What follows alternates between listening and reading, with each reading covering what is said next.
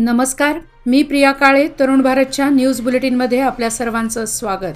आता पाहूया ठळक घडामोडी. महानगरपालिकेच्या बैठकीत महिला नगरसेवकांनी असा आरोप केला की रात्रीच्या वेळी 15 दिवसातून केवळ 1 तास पाणी पुरवठा केला जात आहे. या प्रकारामुळे महिलांच्या तणावामध्ये वाढ झाली आहे. या पाण्यासाठी रात्रभर जागरण करावी लागत आहेत. स्मार्ट सिटीमध्ये समावेश झाला आहे म्हणून आम्ही छाती ठोकपणे सांगत आहे. मात्र पाणीच नाही तर स्मार्ट सिटी घेऊन आम्हाला काय करायचे, असा प्रश्न नगरसेवकांनी पालकमंत्र्यांकडे उपस्थित केला. बेळगाव जिल्हा म्हणजे चरण्याचे कुरण बनले आहे. या ठिकाणी एखादा अधिकारी रुजू झाला तर तो एकाच ठिकाणी 20 ते 25 वर्षे सेवा बजावत आहे. यामागचे नेमके गौडबंगाल काय, असे म्हणत अक्षरशः अधिकाऱ्यांना भ्रष्टाचारी म्हणण्याचे थेट धाडस बेळगावच्या जनतेने महापालिकेच्या आढावा बैठकीत दाखवले. या सर्व ठाण मांडून असलेल्या अधिकाऱ्यांची तातडीने बदली करा, असा जोरदार हल्लाबोलच बेळगावकरांनी केला. यामुळे महापालिका आणि स्मार्ट सिटीचे काम कशा प्रकारे चालते हे नूतन काँग्रेसच्या मंत्र्यांसमोर तसेच वरिष्ठ अधिकाऱ्यांसमोर दाखवून दिले. वडगाव येथील ग्रामदैवत श्री मंगाई देवीला शुक्रवार दिनांक 9 रोजी गाऱ्हाणे घातले जाणार आहेत. रात्री 8 वाजता हा कार्यक्रम होणार असून यावेळी भाविकांनी उपस्थित राहण्याचे आवाहन पाटील परिवारातर्फे करण्यात आले आहे. यावर्षी 11 जुलै रोजी मंगाई देवीची यात्रा मोठ्या उत्साहात पार पडली जाणार आहे.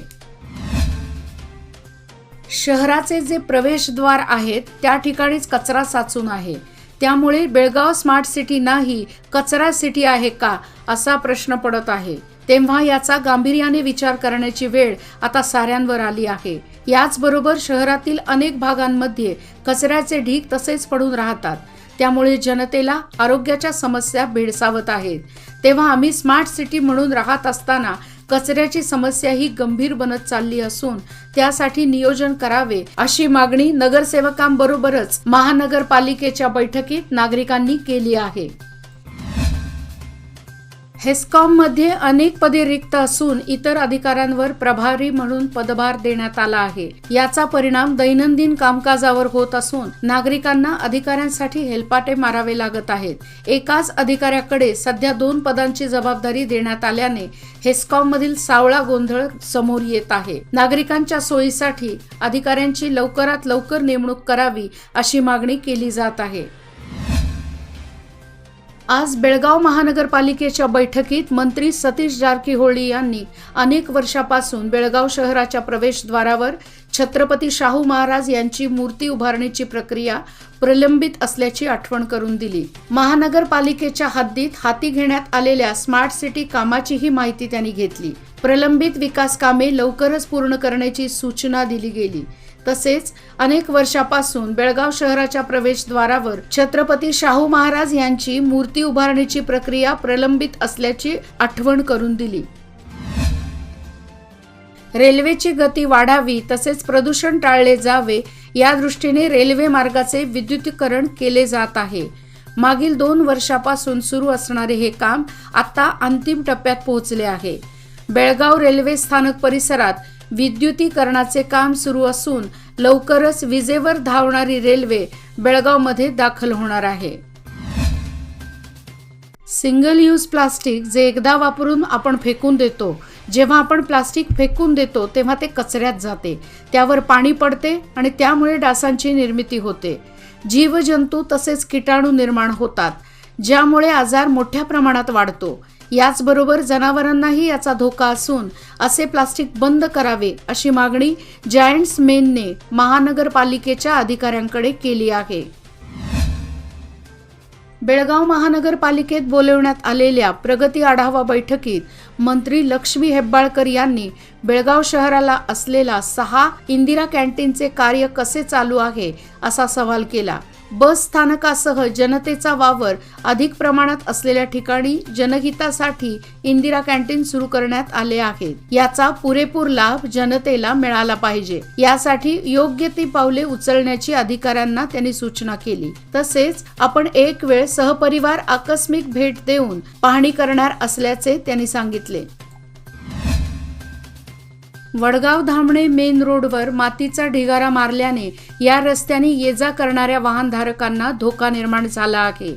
धामणे गावापासून 2 किलोमीटर अंतरावर एका शेतकऱ्याने आपल्या शेताशेजारी असलेल्या वडगाव धामणे रस्त्यावर मातीचा ढिगारा मारल्याने रहदारीला मोठी अडचण निर्माण झाल्याने वाहनधारकांना या ढिगामुळे नाहक त्रास सहन करावा लागत आहे. निदान धामणे ग्रामपंचायतीने पुढाकार घेऊन त्या शेतकऱ्याला तो मातीचा ढिगारा रस्त्यावरून हटवण्यास भाग पाडून वाहनधारकांना होणारा त्रास दूर करावा अशी मागणी वाहनधारकांकडून होत आहे. खादरवाडी गावातील जागृत मरगाई देवी यात्रा मोठ्या उत्साहात पार पडली. या यात्रेनिमित्त खादरवाडी गावातील नागरिकांना टँकरचे पाणी देऊन सोय करण्यात आली आहे. या पाण्याच्या सोयीसाठी तालुका महाराष्ट्र एकीकरण समितीचे नेते रमाकांत कोंडुस्कर यांनी आपले दायित्व दाखवले आहे. पिण्याच्या पाण्याची सोय करून त्यांनी एक सामाजिक बांधिलकी जपली आहे. मुलांमध्ये नैतिक मूल्ये रुजवली तरच बळकट राष्ट्र निर्मिती शक्य होणार आहे.